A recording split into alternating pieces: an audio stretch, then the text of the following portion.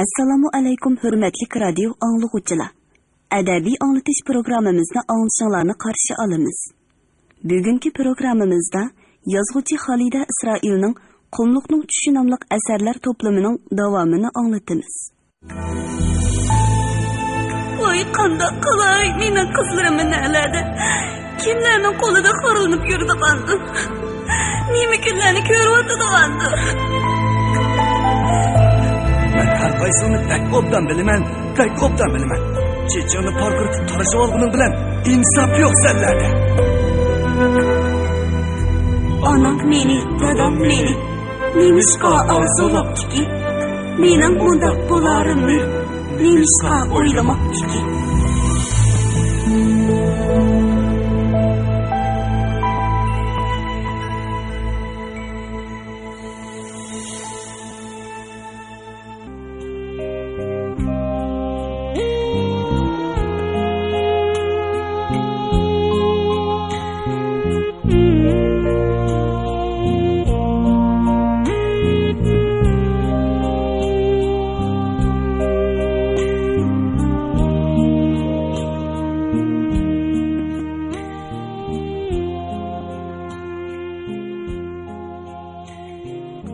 Shu chaqda mening ko'zim qorg'imidek deyman.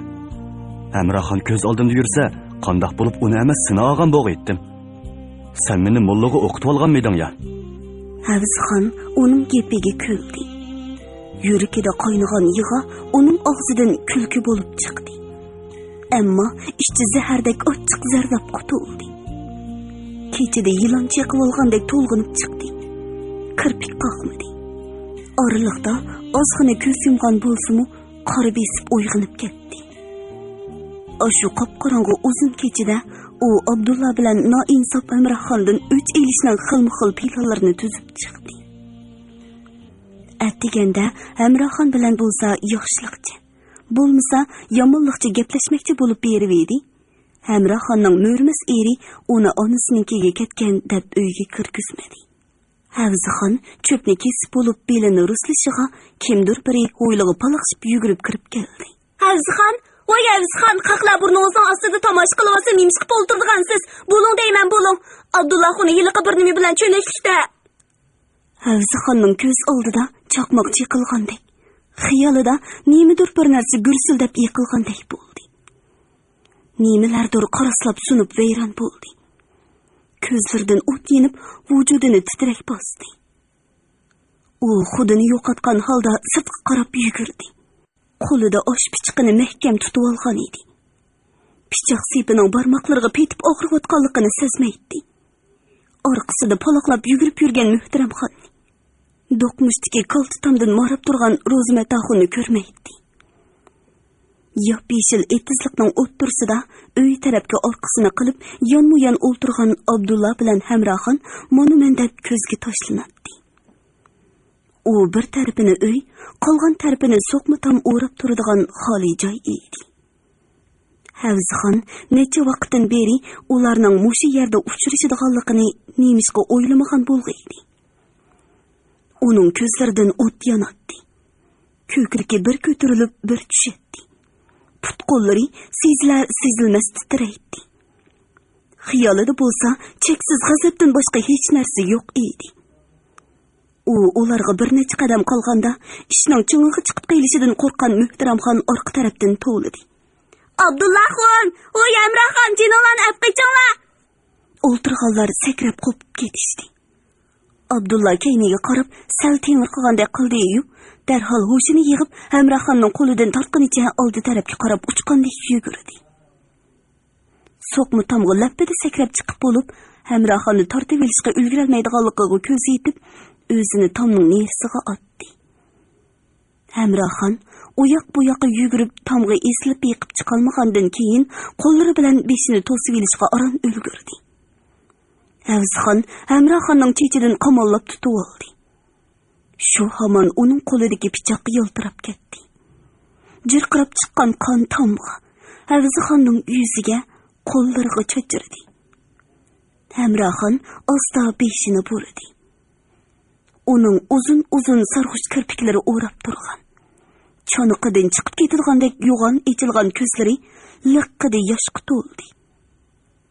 Lavlari nimalarnidir demoqchi bo'lgandek echildi-yu, so'zlashga ulgurmadi.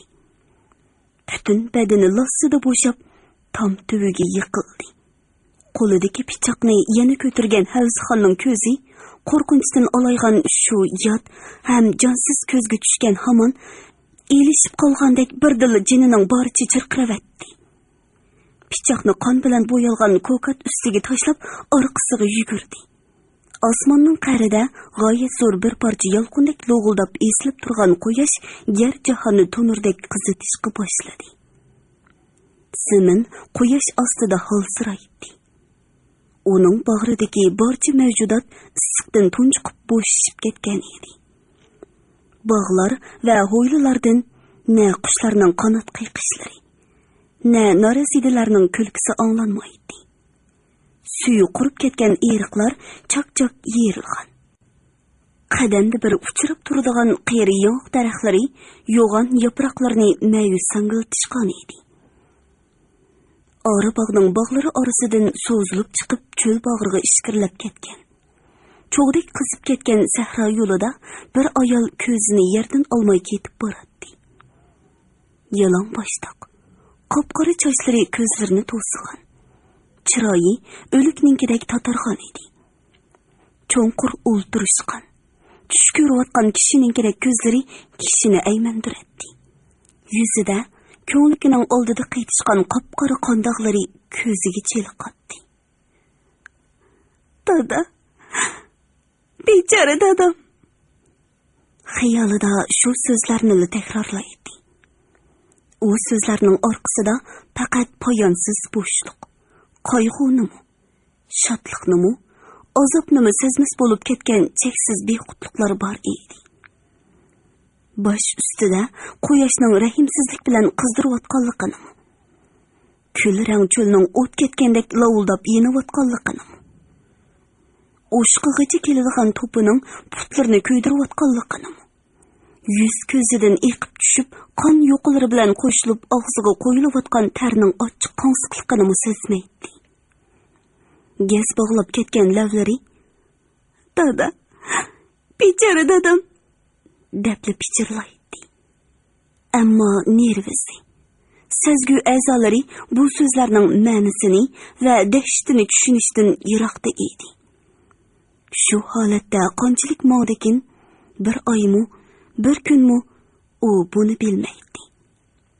Tug'ilib o'sgan yesining yiroqdali ko'zga tashlanadigan kesaklik tomlarini, bog'larini, hamrohlarning ishki oldidagi uchtib yong'oq darxini ko'rmaydi. O'ttirlargacha o't cho'pisib ketgan tonish yo'lni, ishki yoqdiki paslida bir ustivosh yengushlab turadigan etizlarni, uni ko'rib hong-tong bo'lganidan qo'lidagi qopiqini yerga tashlavetgan qo'shni ayolni, yugurib qaytishgan bolalarni sezmaydi. Uyning orqasidagi juvozxonadan o'nglanib turadigan juvozning muğliq g'ijildishini anglamaydi. Bir chaqlarda u yiqilib qopib yugurib kelayotgan oqbosh dadisini, dadisining orqasida qo'rqimsirab turgan ushoq bolalarni, jiyanlarni ko'rdi. Yugurib dadisining oldiga berib, o'zini uning oyog'i ostiga otdi. "Jinim dada, aqlsiz qizlarni boqqanlarga rozi bo'lsalar, menga rozilik ta'sila jinim dada. Men tentaklik qilib qo'ydim, odam o'ldirdim." Bo'y qizining qog'ozdek oqirib ketgan chiroyiga qarabla hammani tushundi. Qiyri beshiga kelgan chidiqsiz dard alamdan, yolg'iz qizidan ayrilib qolish dahshatidan yuragi satpora bo'ldi. Hay is, yosh vaqtlari bo'lsaydi, qilgan so'zini oqtiradigan, dasigan yerini titirtiradigan davrlari bo'lsaydi. Beqo'l bo'lib oldida yotgan qizini hech kimga tok etib chektirmagan, hech qachon xor qilmagan bo'ladi. Ah, qiyrilik, ah, bevafo olam. Zindonda yatsam ko'rindi osmon, gunohimning bor yo'qi yarimga ayon. Havzixon Gundixonada yotqili 3 kun bo'ldi. Havzixonning akalari Oribaqchi yerdan 3 qitim kelib, 3 qitim yondi. Havzixon 3 kunning oldida panjirga qarab bir o'ltirgancha midir-sidir qilmadi. Og'ziga bir tishlam non, bir yutum suv olmadi. Qeri Gundboy har qitim kirganida oldingi qitimga umoch yoki zag'irning shu beti turganligini ko'rib, og'zini kolchoytib yeyotdi-da, yangi elib kirganini qo'yib, ko'nsini elib chiqib ketadi. U yosh vaqtlarda qilmagan askilik. Kirmagan gundisi qolmagan. Oxir bir yurtliqining shafqati bilan Gundboy bo'lib 20 necha yilni o'tkazgan edi. Odamning jinini qushqashchilik hisoblamaydigan. Qonga xumor bo'lib ketgan nini qalli kasallarni, Xudoni aldaydigan qog'dalma kazzoblarni, jadu ostida kulib turadigan nini mard mardonilarni, etini erkakchi bo'lgan bilan xotun kishichilik jigri yo'q to'g'ri yuraklarni ko'rgan. Ko'ri verib yuragi toshdek qaytib ketgan. Tunji qitim odam o'ltirgan gunohkorning turmaga sulangan dastlabki kunlarda mast alas bo'lib qoladiganligi. Hatto 10 kunlarni yemay ichmay, zuvan surmay o'tkazadiganligi uning 5 qo'ldek ayon. Bo'libmi, xotun haq mundaq ishni qilib qo'ysa, holi nim bo'lmoqchi? Shundaqdimi, mo'shundaq bir cho'kan qandoq sizga odam o'ltirgandi? Uning bu yo'lga minib qilishiga qandoq bir dahshatli kuch sababchi bo'lgandi? U to'limi ojiz ko'rinadi. Kasafat ochlikdan o'lib qolmasli mayli-ku. Gundboy o'zi bilan so'zlashganicha chiqib ketdi. Turmaning bo'lung-bo'lunglariga gugum qorong'uligi cho'kishga boshladi. Bir chetdagi somon to'shakning ustida cho'shqonlar chirildishib yugurishib yuradi. Ro'jakdan udul tushgan bir parcha sarg'uch yo'riqliq jimmida tugilib o'ltirgan Havzixonning oqargan chiroyiga tushib, uni xiyoliy bir tusga kirgizgan edi. Uning cho'nqur o'ltirishgan ajoyib yo'g'on qop-qora ko'zlarida birdilla o'sib ketgandek ko'rinadigan uzun-uzun kirpiklarida, o'mchib qolgan chiroyliq, ammo qonsiz lavlarida shundoq bir dard alam bor ediki, uningga ko'zi tushgan kishi go'zallik bilan qayg'uning mundaq ajoyib birlashishidan hosil bo'lgan dahshatli bir narsadan qaytib qolgan. Yoqsini chok etib faryod chekkan. Mejnundek qoqoqlab kulgan yoki o'zini yerga etib yuz ko'zni qonga bo'ygan bo'ladi. Atrofni qorong'ulik qopladi. Ro'jakdan ko'rinib turadigan bir parcha ochiq osmonmu qoramtul zangar rangi o'zgardi. Ko'p o'tmay uningda yegona yulg'andek pokiz, titrab turgan kichikgina bir tal yulduz paydo bo'ldi. U Havzixonga naqadar tunish, naqadar yaqin ha? Havzixon kichikgina qiz vaqtlaridan tortibla oshu yulduz uning tumligidan moraydi. Uningga sho'xlik bilan ko'zini qisatdi. Toki u uyquga ketguncha uning beshida qarab turadi. Onisi har odamning birdan yulduz bo'ladi deydigan. Havzixon bu kichikgina yulduzni o'zining yulduzi deb biladi. Hamroxonning yulduzi bo'lsa cho'ng, nurliq edi. Hammadan burun osmonning qa'rida paydo bo'ladi. Atiganlarimi hammadan keyin g'oyib bo'ladi. Hamroxon amdi yo'q. U amdi oqshomlari osmondan o'z yulduzini izlayolmaydi. Uning yulduzi-chi eqib ketgandimi? Havzixonning ko'ksining bir yeri chimmida qilib qoldi. Shu hamon issiq bir narsaning ichki mag'zini bo'ylab tushayotganligini, ochiq, sho'rliq bo'lib og'ziga qo'yilayotganligini sezdi. U yig'layotdi. Shu ishdan keyin uning ko'zlaridan tunji qitim yosh chiqishi edi. U tunji qitim og'zida bir narsaning ta'mini his qilayotdi. U birdilla o'tdek tashnalik his qildi. Atrofiga olanglab qarab, hijir tovoqdagi suvni ko'rdi-da, uningga o'zini otdi. Tovoqni ikki qo'llab tutib elib, suni güpüldetip içivetdi. Suni içip bolğuca kapaklary taş esip koygandek eğirleşip, bedini asla qıngaydı. Koludaki hicir tabak yerge düşüp iki parça boldy. Havzixan yengil bolup oýgandi. Köňlüde ne korkuş, ne azap, ne kaygı yok. Fakat kısmet takdirige könüp bu dünyadan ümit alaqasını üzgendin keyili boludigan bir azadilik, soğuqqanlyk bar. Bu dünya şunçalikken go. Onun tarçıqıdek yeni nemisi bolsun. Menin ruhim ölüp boldy. Men pek kerip ketdim. Aram alay. Hiçbir bende keçip kutulalmaydigan aşu menzilge. Ölümning illik, karangu, tinç koynuğu boldurak yetip baray. Nayti kelse, cadunun bisi tenimge patkan vaqtala jenim qiynilar. Belki onu sezişkime ülgürmesmen. Peşim bir neçe gola çiraklıqqa domulap keter. Közlerim bu alemge kıymagandek oçuk peyti kalar. Yak.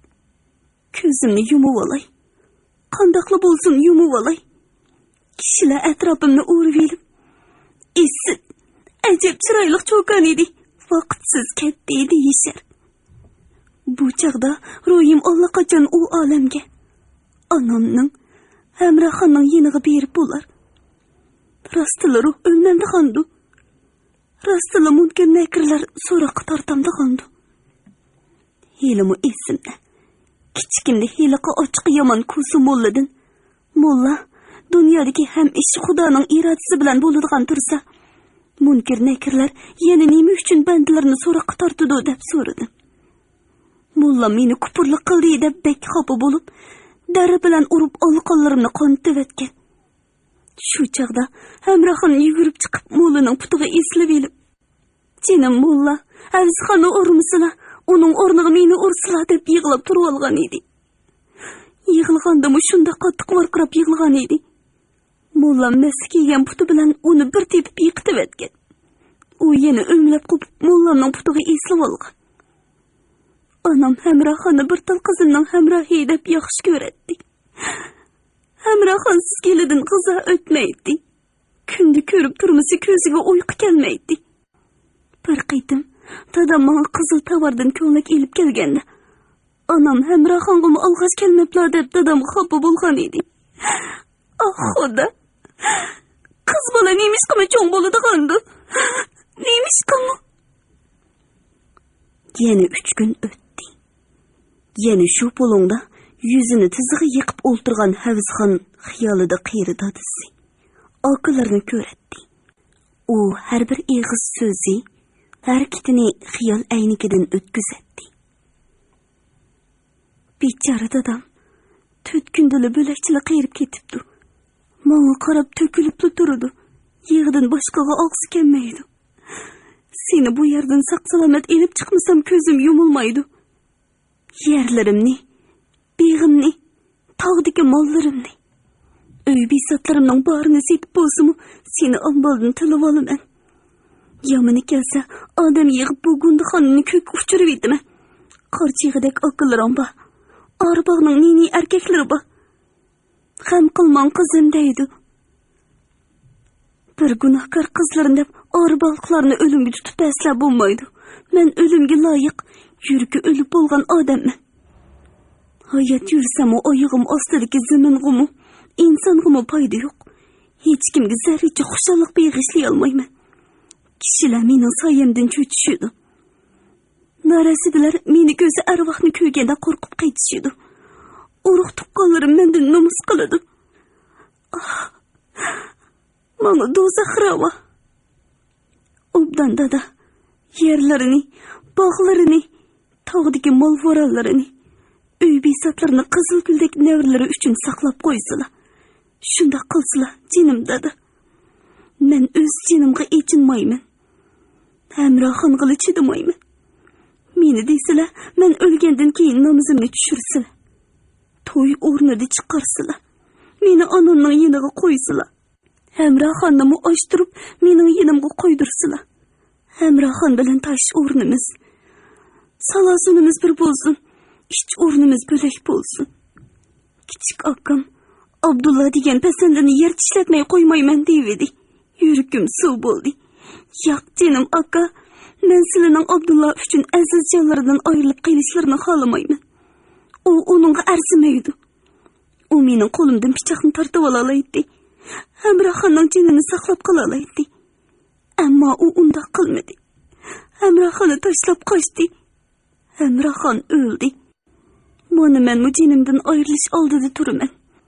U aslida hech nimaga arzimaydi. U yana nini xudullani og'zidan supurib turadigan qizlarni aldaydi. Ularni menga o'xshash o'tdan elib suvga, suvdan elib o'tqa soladi. Ularning yurak bag'rini, husnini, yoshligini tugitib, yana yengilariga ko'z tikadi. Toki kuch-quvvati qo'rib, tamoman madoridan ketguncha ana shundoq yashaydi. Kuch-quvvati qurib tugagan osh kundan tortib, uni xudullarning qisasi tutishga boshlaydi. Qudrati ulug' Alloh. Barliq gunohkor bandalarni o'z panohingda saqla. Ulardan rahim shafqatingni ayima.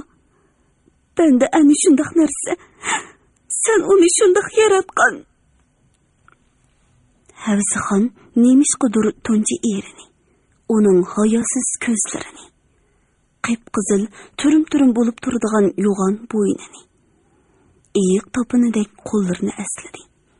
O'zining beshiga kelgan bu kunlardan uning xushal bo'ladiganligini, yejib turgan soqol bosgan, sop-seriq tishliq og'zini ko'z oldiga keltirib tenishurgandi. Ko'ngilsiz xiyollardan qutulish uchun yana bir tarafiga o'rilib edi, beqini ostidan choshqonlar chirildishib qaytib chiqishdi.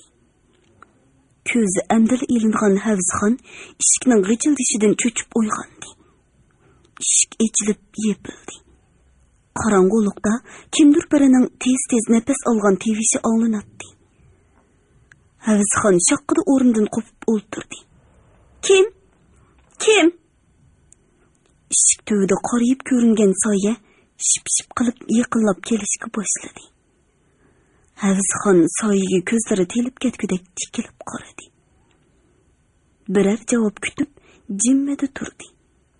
Nemishqidir qo'rqmadi. U amdi yana nimadandir qo'rqatdi. Ko'ngil to'xtatolmay turgan Havzixon odamning faryodiga, hayvonning g'ingshig'iga o'xshaydigan ajoyib bir ovozni anglab titrab ketdi. U ingrash yerning tagidan anglayotgandek qiladi. Ikkinchi qitim bu ovoz texmi ochiqroq anglandi. Havzixon, men? Bu Abdullaning ovozi edi. Havzixon, mana men oldinga keldim. Meni tilla, ur, bo'g'ib o'ltirib et. Yuzimga tukir. 4 kun bo'ldi. Sarang itdek kechalari zindonning tomlarini purab yurdim. Sana 2 og'iz gapimni qilib olay deb. Havzixon, jinim Havzixon. Men sening oldingda gunohkor. Men o'limga loyiq. Men sendan ayrilmayman Havzixon. Yodingdami? İkimiz qandoq kuyishgan. İkimiz nima degan chiroyli o'tishgan. Bizga yomonlarning ko'zi tegdi. Meni qori bosdi. Jinim Havzixon gap qilgina. Bir og'iz gap qilsam-chi. İkimiz yana qochib ketayli. Teg'imi yiroqqa. Odamzotning oyig'i, uchar qanotning qanoti yetmaydigan yerlarga ketayli. Menga ishongin Havzixon. Men endi unda qilmayman. Havzixon un chiqmaydi. Midir-sidir qilmaydi. Qorong'ulikda uning vujudidan tarqalayotgan qilich bisidek yaltiroq, muzdek sovuq bir narsa Abdullaning yuragiga sanjilatdi. Va uni loq-loq titratmoqda edi. Abdulla umidsizlanib yig'layotdi. O'ltirgan yerida beshini qo'llari bilan changallig'icha kichik boladek ezilib yig'ladi. Ah, Xudo. Xomsit emgan bandanga shunchami rahimsizlik qilamsan? Men endi qandoq qilaman? Osmonning sharqi oqirishga boshlaganda eshik shirqladi. Qeyri gund boy hozirib ho'midab kirib, yerga cho'plashib hushidan ketgandek yotgan Abdullani so'rab elib chiqib ketdi. Eshik yana yepildi. Qulupning sharaqlagan ovozi anglanib, orqadan atrofni yana go'rdek jimjitlik qopladi. Attigalik g'izani elib kirgan Gundubay Havzixonning oqshomgi o'rnida qo'li bilan enikini yo'lab o'ltirganini ko'rdi. Qarag'anda Havzixonning azoblari texi chekiga yetmagan edi. Abdullaning yo'qlab kelishi uning o'limdan qo'rqinchli oqibat elib keldi. Uning allaqachon o'lgan qatma-qat qarimuzlar qoplagan ko'ngil dalasida qandoqdir bir narsa asta medirlab bosh ko'tarayotgandek bilinadi. Qarimuzlar orasidan kichikkina, illiq bir iqim shirildab yiqayotgandek. Uning ichki qirida sarg'uch yeshil moyslar qayta bug' surayotgandek edi. Yulduzliq osmon, quyosh nuri cho'milgan ettiz, bog'lar, cho'llar bir pasla uning nazarida shuncha go'zal, shirin, ayrılg'usiz bo'lib o'zgardi. Uning qalbi hasrat, pushaymon o'tida puchlanishqa. O'lim o'zining barliq dahshati, suri, rahimsizligi bilan uning vujudini bo'ronda qolgan yaproqdek titirtishga boshladi. Ah Xudo, men texi yosh edim. Bu dunyoning hech qancha xo'liqini ko'rmagandim. Vujudimda yana bir jon egisi cho'ng bo'lyotdi. Uni o'ldirishga mening haqqim yo'q. U Abdullahning. Mehr shafqatli Xudo, menga rahim qil. Shu bolam uchun meni afv qil. U gunohsiz, farishtadek pok. Sen uni operida qilding. Endi yo'riq olamga ko'z ochqo'zg'in. Men bolam uchun yossam deyman. Ölüşni xohlamayman. Nadindir bir yerdan muzdek so'q yana bir ovoz rahimsizlik bilan uni ogohlantirdi. Yo'q. Uning bir qotilning bolasi bo'lib tug'ilganidan tug'ilmagani yaxshi. Bu olamda u baxtsizlikdan qutula olmaydi. Sen shundoq bu dunyoga loyiq emassan. Sen chul-chul bo'lib ketgan aynakni asliga keltirmoqchi. Kuli ko'kki to'zib bo'lgan o'tni qayta tutashtirmoqchi. Sadoqdan chiqib ketgan o'qni qaytarib olmoqchimi? U seni erkiltayotganda, u uxlab yotganda, u g'izo yeyotganda sen uning chiroyiga qarab dahshatli tushding. U qaytib qolgan ko'zlarini aslamay tura olamsan. Jadudan qutulib qolarsan. Butun jahonning, hatto bo'g'ringni yerib chiqqan farzandingning sendan yerginishi, sendan nafratlanishidan qo'rqmamsan. Uning o'limdan qo'rqinchli ekanligini bilamsan. Butun vujuding bilan ko'yding pishding, sarang bo'lding. Oshiqligingni hayotingning maqsadi qilding. U yo'lda hech narsadan bosh tortmading. Ammo maqsadingga yetolmading. Endi tushungansan. Benda ana shundoq turaqsiz, ishonchsiz. Uning muhabbati texmi ishonchsiz. U tumondek titrab turadi. Bormikin desang yo'qdek, yo'qmikin desang bordek. Zoda qo'liga chiqmaydi. Uningdan chiroyli liboslarni to'qig'ili. Uni tulpar qilib mengilib bo'lmaydi. Uni libos qilib kiyguchi kuyib kul bo'lmay qolmaydi. Uni tulpar qilib minguchi teksiz hangu g'ulab ketmay qolmaydi. İnsan qalbi ko'zga ko'rinmas targ'a o'xshaydi. Har qanday bir kuch, qora bo'ronmi, g'urg'ur shamolmi, bir tal kuz yaprog'imi uni titirtalaydi. U tinmay titrab, tavirinib, ba'zida bo'g'uq, ba'zida zil, ba'zida qayg'uliq, ba'zida shod sado chiqaradi. Hech qanday bir kuch uning mangu hukmron bo'la olmaydi. İnsan ko'ngli go'yoki qush, uning makoni poyonsiz osmon. Osmonda parvoz qilolmagan, bulutlar orasida naqshi aytolmagan qush, yuragi o'lgan qush. Uni qafasga solib olgandan nima foyda? Jinim bolam, gunohkor onangni kechirgin. Havzixon xuddi texi tug'ilmagan farzandini bag'riga bosmoqchi bo'lgandek qo'llarini qo'rsqi ustida giralashtirdi. Goya farzandining beshini silavatgandek ko'nglik ichidagi xiyli to'mpiyib qolgan qo'rsqini cho'nqur bir mehr bilan silashga boshladi. Vaqtsiz kirib kelgan Gondubay samon to'shakda bulunga qarab tugilib yotgan Havzxonni mo'rsidan kuchab turtdi. Hey, Havzxon, chaqqan bo'lsin, ambal senda gap so'raydi. Men sana desa, obdan anglasan. Senda ambal xo'jamga yalvursan, dadam qayerda desin, uqdingmi? Gondubay Havzxonning qo'lini bog'lab, uni Gonduxoni hovlisidan elib chiqdi. Ular biri oldida, biri keynida sepilni bo'ylab, xeyli mungandan keyin yo'g'on qora ishiklik bir hovlining oldiga kelib to'xtadi. Gondubay miltiqiga tayinib turgan yapma qapoq bir cherikka o'z tilida bir nimalarni deb qoldirlavedi. U hadab boshlang'ich Havzxonga qarab hijoyg'ili turdi. Hovlining to'rt tarafida oldi tarafi suvari panjaralik, o'xshashla qora ishiklik uylar bor edi. To'rdagi birining oldida yana ikki cherik post turadi. Gondubay Havzxonni ko'zlari oliq-jaliq bo'lib, og'zi echilib qolgan cheriklarning oldidan to'rda egiz shiradan boshqa narsa yo'q yo'g'on bir uyga boshlab kirdi. Havzxonni shiraning oldida tizlantirib qo'yib chiqib ketdi. Yolg'iz qolgan Havzxonni hech qachon his qilib boqmagan bir xil qo'rqinch urib oldi. U ich-ichidan lo'g'ildab titraydi.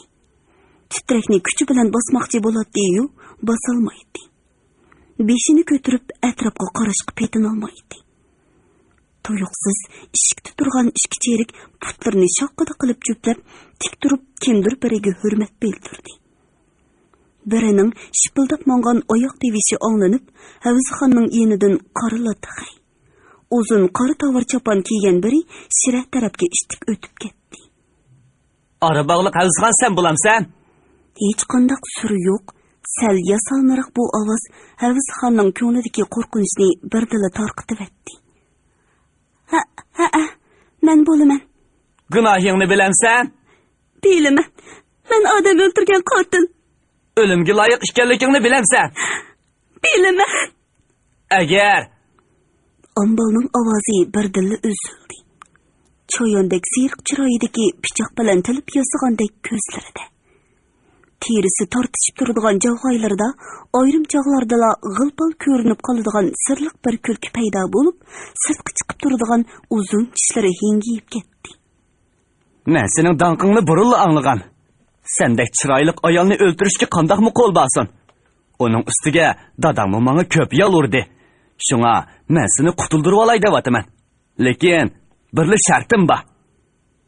U xirildab sat kuldi. Qo'lini orqasiga tutib, shiraning orqasidan chiqib, xiyni shipildatganicha Havzxonning yenida birdam u yoqdan bu yoqqa mingandan keyin uyning o'ttirig'iga kelib to'xtadi. Yejib turib, xumarlashgan ko'zlari bilan uningga birdam tikildi.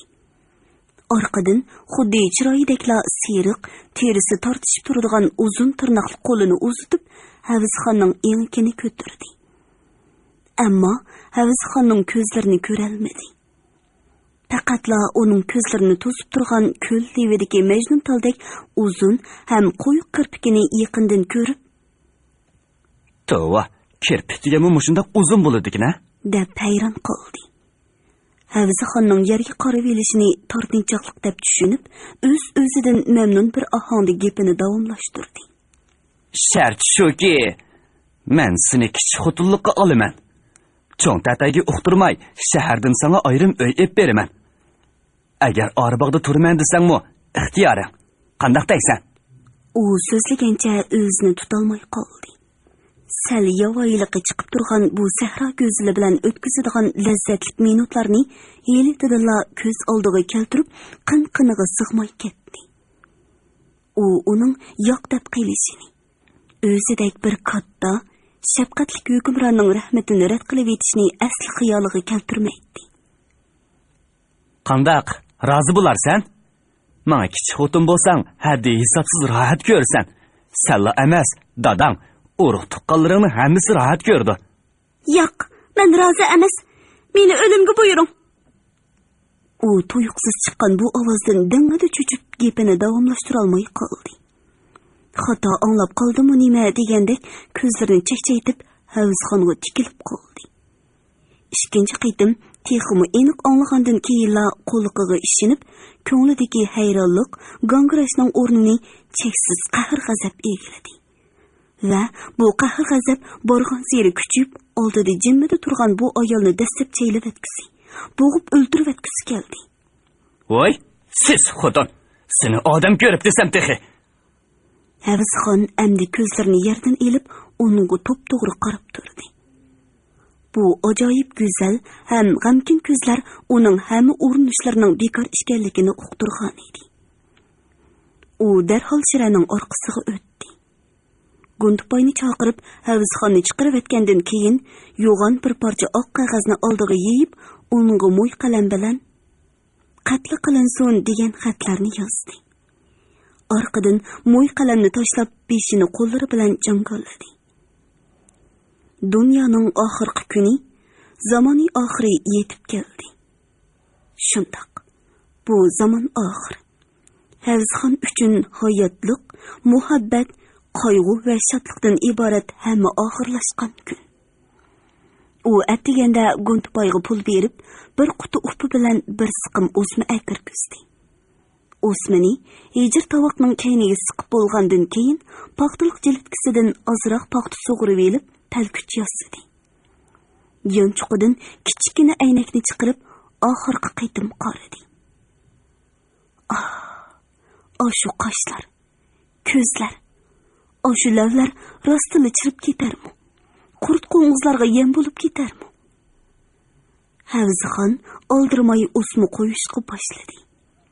Havzxonning oxirgi bir vaqtlik g'izosini elib kirgan qayri Gundupoy, bu ayol qo'rqinishdan ilishib qoldimi nima? deb o'yladi. U umrida hech bir mahbusga mundaq echinmagan. Uning qalbi echinish tufaylidan mundaq larziga kelib boqmagan edi. Agar shu topda Havzxon uningga burilib qarab, ikki eg'iz chiroyli gap qilib qo'ygan bo'lsa, yoki yosh to'kib o'zini qutqizishni iltijo qilsa, u Havzxon uchun beshini olqiniga elib, har qanday xavf-xatarga tavakkul qilgan bo'lar edi. Ammo Havzxon uningga qarabmi qo'ymadi. O'smini qo'yib bo'lib, up surtdi. Chechini toradi. Bo'g'chumisidan onasi o'z qo'li bilan tikib bergan qora atlas ko'ngligi bilan naxmal jiltkisini elib kiydi.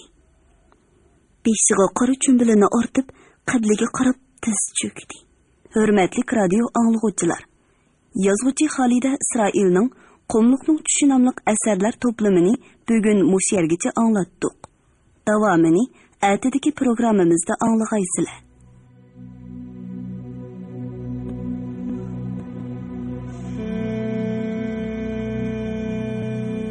Turmushdan dili azar yegan cho'karkan.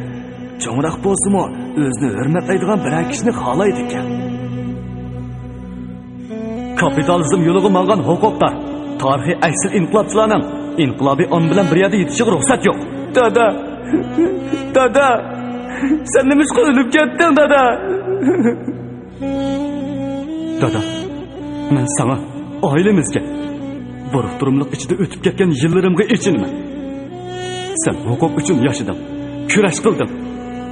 Huquqqa bo'lgan xumor, ochko'zlik sening nazaringdagi dunyodagi g'alita, qiyis holatda, normal bo'lmagan muhitda o'sdik. Bugungi programmamizning diktorlari Mahira Abdurashid, Shuhrat Abdurahmon, ovoz texniklar Po'lat Tursun, Tahir Yasin, mas'ul muharrir Ilhom Mahmud, Abdurasul Abdurahim, nazoratchi Gulbahor G'upur.